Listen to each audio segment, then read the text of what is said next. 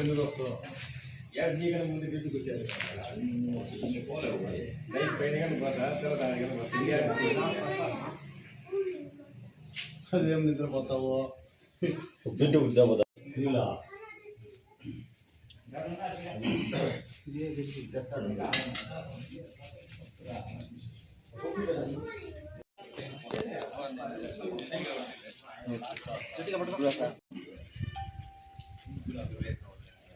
రాండి దిగి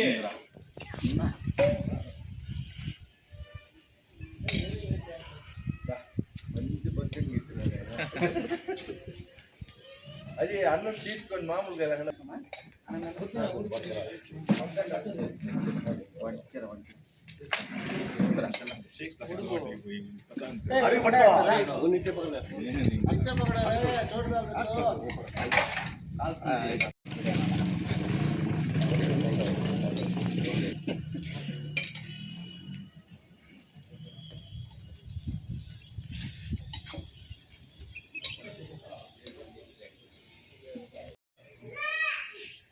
భక్తులకి ధన్యవాదాలు. మన గంటావర్ కాలనీ బీసీ కాలనందు శ్రీ శ్రీ తిరుపతి గంగమ్మ దేవస్థానం ఉన్నది. జాతరలు అన్నీ బాగా చేశాము. ఈ రోజు నుండి ప్రతిరోజు అభిషేకాలు ఉంటాయి, పూజలు ఉంటాయి. ప్రతి ఒక్కరూ పాల్గొని అమ్మవారి కృపకు పాత్రలు కావాలని కోరుకుంటున్నాం. ఓకే, అందరికీ నమస్తే. మీరు వచ్చి రండి.